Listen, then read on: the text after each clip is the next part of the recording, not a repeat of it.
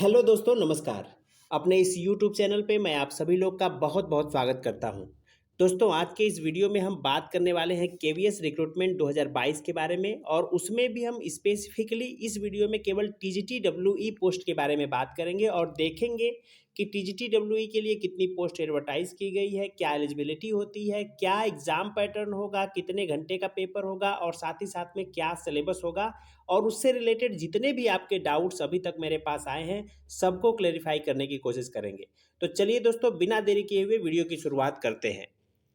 तो दोस्तों, जैसा कि मैंने अपने पिछले वीडियो में भी बताया था कि टीजीटी डब्ल्यूई के लिए पोस्ट नंबर 9 पे आप देख सकते हैं एक टोटल 339 वैकेंसी जारी की गई है, जिसमें से 140 जनरल के लिए है, अनरिजर्व्ड के लिए 91 ओबीसी के लिए है, 50 एससी के लिए, 25 एसटी के लिए और 33 ऐसे हैं जो ईडब्ल्यूएस कैटेगरी के कैंडिडेट्स के लिए हैं। ये मैंने पिछले वीडियो में भी एक्सप्लेन किया था, लेकिन चूंकि ये डेडिकेटेड डब्ल्यूई के लिए बन रहा है तो उसमें भी मैं बता रहा हूँ कि कुल कुल मिला के 339 वैकेंसी को है एडवर्टाइज किया गया है केंद्रीय विद्यालय संगठन की तरफ से, जो एक अच्छा नंबर है खासतौर से बीटेक कैंडिडेट्स के लिए, क्योंकि वो जानते हैं कि इतने नंबर में इतनी ह्यूज वैकेंसी कभी नहीं आती हमारे अपने डिपार्टमेंट्स में। दूसरे बात करेंगे दोस्तों एलिजिबिलिटी क्राइटेरिया के बारे में। तो इससे रिलेटेड कुछ क्वेश्चंस आए हैं पिछले वीडियो पे मेरे। तो एलिजिबिलिटी में आप देख रहे हैं, जैसे मैंने बताया था कि 3 ईयर डिप्लोमा होना चाहिए 12th के बाद, 10th के बाद नहीं होना चाहिए, और या तो फिर बीटेक की डिग्री होनी चाहिए इलेक्ट्रॉनिक्स एंड कम्युनिकेशन इंजीनियरिंग में। तो कुछ लोगों का ये कहना है कि 10th के बाद डिप्लोमा किया, डिप्लोमा के बाद बीटेक कर लिया तो एलिजिबल है कि नहीं? बिल्कुल एलिजिबल है। अगर आपके पास अल्टीमेटली बीटेक की डिग्री हो गई है तो आप एलिजिबल हैं। दूसरी बात, कुछ लोग ये पूछ रहे हैं कि मेरा इलेक्ट्रॉनिक्स एंड इलेक्ट्रिकल इंजीनियरिंग है या इलेक्ट्रिकल एंड इलेक्ट्रॉनिक्स इंजीनियरिंग है, उसमें हम एलिजिबल है कि नहीं? तो देखिए दोस्तों, दोनों पोस्ट, वो सारी ब्रांचेज जिसमें इलेक्ट्रॉनिक्स या इलेक्ट्रिकल लिखा हुआ है, आप एलिजिबल हैं, क्योंकि इसमें इस पोस्ट के लिए इलेक्ट्रिकल इंजीनियरिंग भी अलाउड है और इलेक्ट्रॉनिक्स इंजीनियरिंग भी अलाउड है। तो electronics and communication, electronics and telecommunication, electronics and instrumentation, जो भी है जिसमें इलेक्ट्रिकल या इलेक्ट्रॉनिक्स टर्म आता है, वो सारे पोस्ट जो है, इस सारे कैंडिडेट इसको भर सकते हैं, वो एलिजिबल भी है। तीसरा एक डाउट्स आप लोगों के लिए, आप लोगों की तरफ से मुझे पूछा गया है कि जो डिजायरेबल में आप देख रहे हैं वर्क एक्सपीरियंस के बारे में, कि डिजायरेबल में लिखा है 1 year practical experience in a recognised workshop institution factory. यहाँ पे तो knowledge of computer application, knowledge of computer application तो जरूरी है, वैसे भी ये भी डिजायरेबल है, लेकिन वो इंटरव्यू में पूछ लेते हैं। वर्क्स ये भी, ये जो डिजायरेबल है ये मैंडेटरी नहीं है। तो इसलिए आप ये सोच रहे हैं कि क्या हम एक्सपीरियंस जरूरी है क्या? तो नहीं, अगर आप फ्रेशर कैंडिडेट हैं तो भी आप एलिजिबल हैं। अगर आपके पास एक्सपीरियंस है तो थोड़ा अच्छा बात होता है, ये कहने का मतलब है। इसके बिना एक्सपीरियंस के आपको ये नहीं कहा जा सकता कि आप एलिजिबल हो गए, या फिर आपको बाहर भी नहीं किया जा सकता। इसलिए आपके पास एक्सपीरियंस नहीं है, आप एकदम पूरी तरीके से फ्रेशर हैं तो भी आप एलिजिबल हैं। तो अभी तक जितने भी आप लोग के डाउट्स इससे रिलेटेड आए थे, एलिजिबिलिटी से रिलेटेड, मुझे उम्मीद है कि यहाँ पे कंफर्म हो गया, और इतनी सारी चीज़ें हमने पिछले वीडियो में भी कवर कर ली थी। अब हम इस वीडियो में जो इंपॉर्टेंट सेक्शन है उसके बारे में बात करेंगे कि एग्जाम का पैटर्न क्या होने वाला है, कितने मार्क्स का एग्जाम होगा, कितने मार्क्स का रिटन और इंटरव्यू में कितने कितने का वेटेज है, साथ ही साथ में सिलेबस क्या होगा उसके बारे में डिस्कस करेंगे। तो दोस्तों, अभी हम लोग स्क्रीन पे आप देख सकते हैं, यहाँ पे scheme of the examination for direct recruitment of trained graduate teacher या टीजीटी वर्क एक्सपीरियंस की पोस्ट के लिए। तो यहाँ पे देखिए, the written test is of 180 marks, 180 objective type multiple choice question होंगे, carrying 1 marks for each question. The duration for written test will be 180 minutes, यानी एक 3 घंटे के क्वेश्चन, 3 घंटे का क्वेश्चन पेपर होगा, 180 आपके पास ऑब्जेक्टिव पेपर्स होंगे, 1 मिनट एक क्वेश्चन के लिए आपको मिलने वाला है, और एक ही मार्क्स भी एक क्वेश्चन के लिए होगा। अब वो किन किन सब्जेक्ट से ये क्वेश्चन होंगे इसको भी आप देख लीजिए। तो यहाँ पे आप देखिए, सेक्शंस में बांटा गया है। तो पार्ट 1 में आप जो है प्रोफिशिएंसी इन लैंग्वेजेस 30 मार्क्स का है, जिसमें किसी जनरल हिंदी 15 मार्क्स का आएगा, और वैसे ही इंग्लिश, जनरल इंग्लिश 15 मार्क्स का और जनरल हिंदी भी 15 मार्क्स का होगा। Reading comprehension, word power, grammar and usage 15 marks का।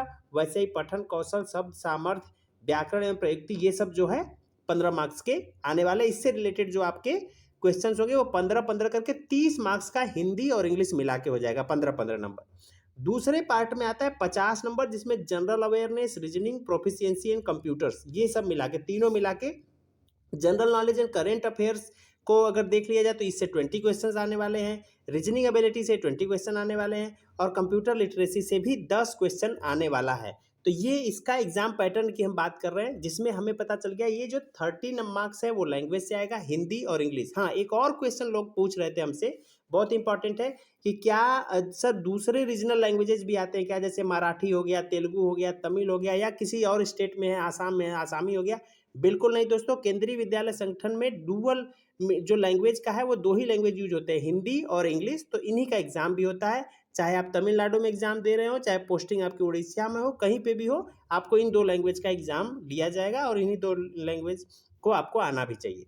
तो उसके बाद देखिए दोस्तों, तो 30 नंबर तो लैंग्वेज से हो गया, हिंदी इंग्लिश, और फिर जो 50 नंबर है उसमें 3 चीज़ें हैं, 20 नंबर का जीके जीएस, 20 नंबर का रीजनिंग और 10 नंबर का कंप्यूटर लिटरेसी। साथ ही साथ में दोस्तों यहाँ नीचे आप देख सकते हैं कि जो सब्जेक्ट स्पेसिफिक सिलेबस होगा वो 100 मार्क्स का होगा, जिसमें कि आपके जैसे इलेक्ट्रॉनिक्स एंड कम्युनिकेशन है तो उससे रिलेटेड जो है पूरा पूछा जाएगा।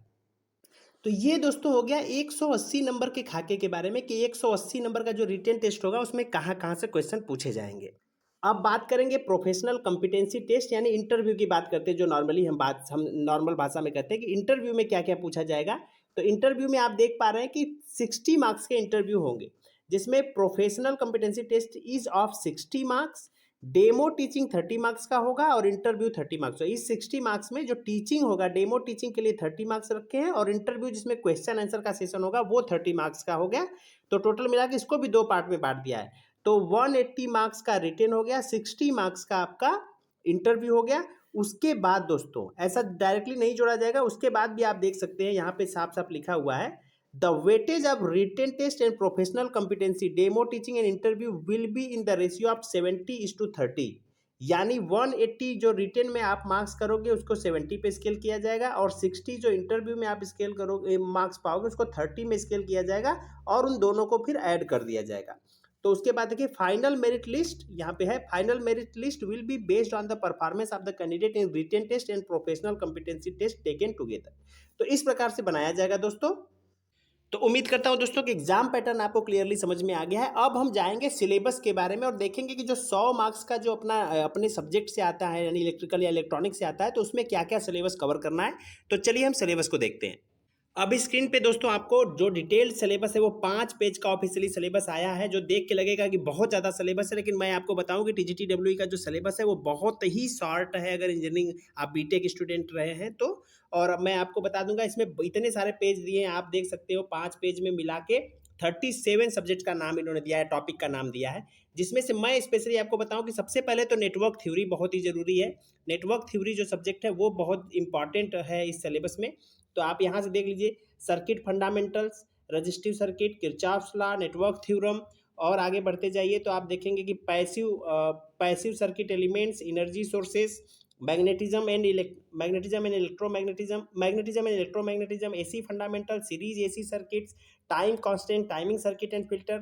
यहाँ 11 तक दोस्तों, 11 नंबर तक आप देख लिए कि ये पार्ट जो है नेटवर्क थ्योरी का ही है। तो आपको जो नेटवर्क थ्योरम है, नेटवर्क थ्योरी है, उसको तैयार कर लेना है। इसके बाद नेक्स्ट जो सब्जेक्ट होगा वो होगा बेसिक इलेक्ट्रॉनिक्स और एनालॉग इलेक्ट्रॉनिक्स, दोनों साथ में। तो आप यहाँ पे उसको भी अच्छा खासा वेटेज दिया जाता है, तो नेटवर्क थ्योरी को बहुत ज़्यादा वेटेज दीजिए, और सेम इक्विवेलेंट वेटेज आप बेसिक इलेक्ट्रॉनिक्स और साथ ही साथ में एनालॉग इलेक्ट्रॉनिक्स की सर्किट्स को दीजिए। तो आप देखिए सॉलिड स्टेट फिजिक्स दिया हुआ है, हाँ सॉलिड स्टेट फिजिक्स दिया है, फिर पीएन जंक्शन दिया है, 14 पे पीएन जंक्शन डायोड दिया है, उसके बाद स्पेशल डायोड्स दिया है, ऑप्टो इलेक्ट्रॉनिक्स डिवाइसेस दिया है, डीसी पावर सप्लाईज दिया है, द बेसिक ट्रांजिस्टर दिया है, ट्रांजिस्टर कैरेक्टरिस्टिक अप्रोक्सीमेशन दिया है, बायसिंग वगैरह पे भी आता है, लोड लाइन पे भी क्वेश्चन आता है, ट्रांजिस्टर की बायसिंग से भी क्वेश्चन आता है, load line and DC bias circuit देख लीजिए यहाँ पे आ गया, transistor equivalent circuits and modes आया है, सिंगल स्टेज ट्रांजिस्टर एम्पलीफायर आया है, मल्टी स्टेज एम्पलीफायर्स आए हैं,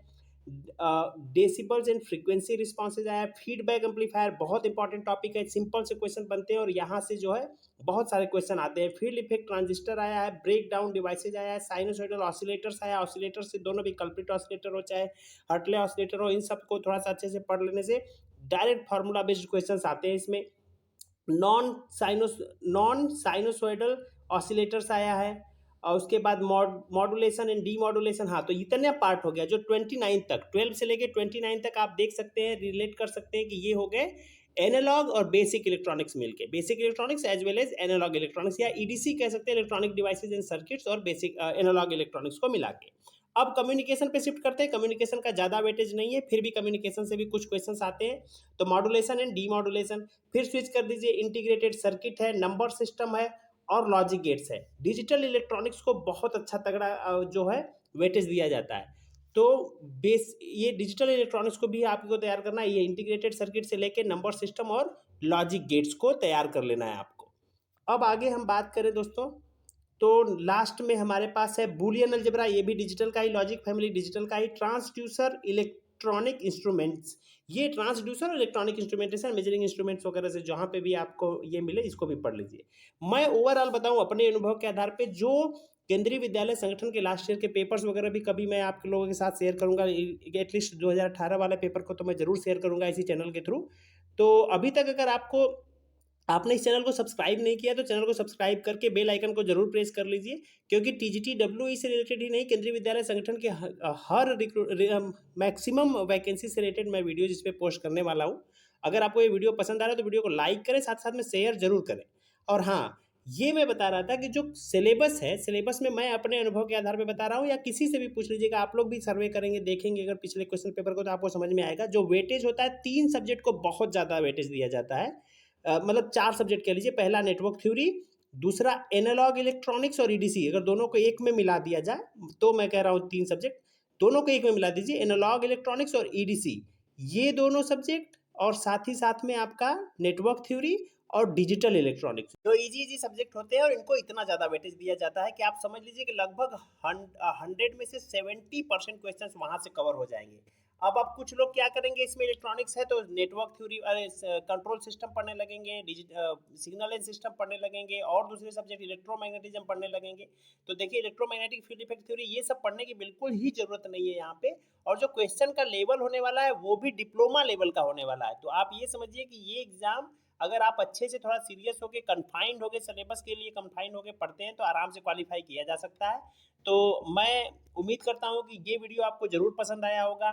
जो भी एग्जाम का पैटर्न है वो क्लियर हुआ होगा, सिलेबस जो है वो क्लियर हुआ होगा।